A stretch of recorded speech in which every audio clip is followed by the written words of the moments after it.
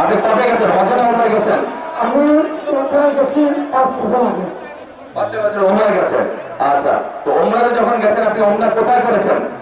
উমরা মদিনায় করেছি। উমরা তো মদিনায় না, উমরা তো মক্কায় করেছেন। মক্কায় করেছি, মদিনায় তো হযরত করেছেন, জিয়ারত করেছি। হ্যাঁ জিয়ারত করেছেন নবী সাল্লাল্লাহু আলাইহি ওয়াসাল্লামের রওজা মুবারক জিয়ারত করেছেন। কিন্তু এই যে তাওয়াফ করেছেন উমরা কোথায়? কাবায় না? কাবায়। আপনারা সবাই শুনতে পাচ্ছেন আমার কথা? এবার মন দিয়ে কান দিয়ে শুনবেন। আমি ওনাকে একটা প্রশ্ন করবো, দেখি উনি কি বলে। আচ্ছা মুরব্বী বলেন তো আমাকে, এই যে কাবায় আপনি গেছেন, আল্লাহর ঘর না ওটা? ওটা আল্লাহর ঘর। আচ্ছা, ওটার মালিক কে বলেন? আল্লাহ। কিসের মালিক? আল্লাহ। দুনিয়ার মালিক আল্লাহ, কাবার মালিক আল্লাহ। কাবার মালিক আল্লাহ, দুনিয়ার মালিক আল্লাহ, আমাদের মালিক আল্লাহ, কিসের মালিক আল্লাহ? আমাদের মালিক আল্লাহ, নিজের মালিক আল্লাহ, সব কিছুর মালিক আল্লাহ। ঠিক আছে কথা? এটা ঠিক আছে? তার মানে এই দুনিয়া, এই যে সূর্য, এই যে চাঁদ উঠতে একটু পরে, চাঁদ সূর্য পৃথিবী যাই দেখি আমরা, সকল কিছুর মালিক কে? আল্লাহ রাব্বুল আলামিন হচ্ছে সকল কিছুর মালিক। আমরা কি দেখছি? আমরা দেখছি ওই যে একটা রাজনৈতিক দলের কথা বলছি, যাদের ভূমিকা আমরা 50 বছর আগে দেখেছি। আমরা দেখছি এদের কিছু কিছু সদস্য আমাদের নিরীহ মা বোনদের বাসায় গিয়ে গিয়ে, মা বোনদের কাছে গিয়ে কিসের টিকিট বিক্রি করছে? টিকিট বিক্রি করছে, জানেন তো? এক মিনিট।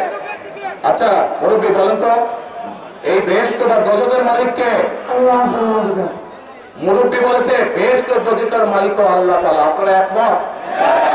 একমতের সাথে হাত তুলেন, তারা একমত। সবাই একমত। আলহামদুলিল্লাহ, আলহামদুলিল্লাহ, আল্লাহু আকবার, আল্লাহু আকবার। এখন এখন আমার প্রশ্নটা আপনাদের কাছে, যার মালিক একমাত্র আল্লাহ রাব্বুল আলামিন, সেটা দেওয়ার ক্ষমতা মানুষ কি রাখে? তাহলে যে মানুষ কে বলে বেহেশতের মালিক আল্লাহ তাআলা, দোজখের মালিক আল্লাহ তাআলা, কে কোথায় যাবে সেটা সিদ্ধান্ত একমাত্র আল্লাহ তাআলা নেবে। তাহলে যারা গিয়ে বলে যে তাদেরকে ভোট দিলে বেহেশতে যাবে, এটা কি হতে পারে? কি না? এটা রীতিমতন শিরকি, শিরকি, শিরকি। কাজেই 71 সালে তারা তো মানুষ হত্যা করেইছে। এখন তারা আবার বহু মানুষকে বিভ্রান্ত করে তারা শিরকির অংশীদার করছে। কত বড় মুনাফিক, কত বড়! তাহলে চিন্তা করেন, যারা এই ভোটের আগে আপনাদের ধর্মে, আমাদের বাংলাদেশের মানুষের ধর্মীয় অনুভূতির আধার করে মানুষকে ঠকাচ্ছে, এরা যদি কোনোভাবে, আল্লাহ মাফ করুক, আল্লাহ না করুক, কোনোভাবে যদি ক্ষমতায় যেতে পারে, এরা কিভাবে মানুষকে ঠকাবে চিন্তা করেন। এক মিনিট, কথা যুক্তি আছে কি ভাই? যুক্তি আছে কথা? যুক্তি আছে? এই শিরকিওয়ালাদেরকে, যারা শিরকি করে, এদেরকে বর্জন করতে হবে, মানুষকে সচেতন করতে হবে। আর আরেকটি কথা বলে বক্তব্য শেষ করব। আমি কি বলেছি আপনাদেরকে? আমরা এই দেশের বেকার, আমি যে চেয়ারে বসে ওই চেয়ারে বসে যান।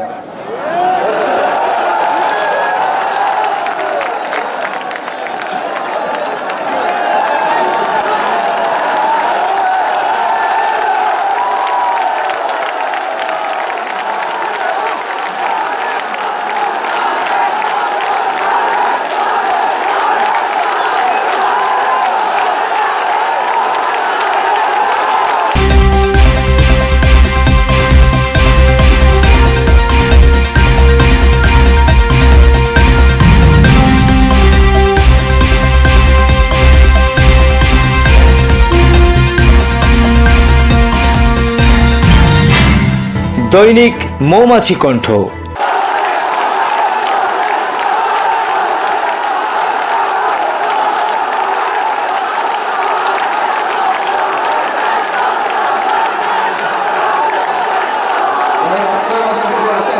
আমরা বক্তব্য শেষ করে আসরের আজান নেবে, ভাগে ভাগে বহু মানুষ বহু করে যেতে হবে।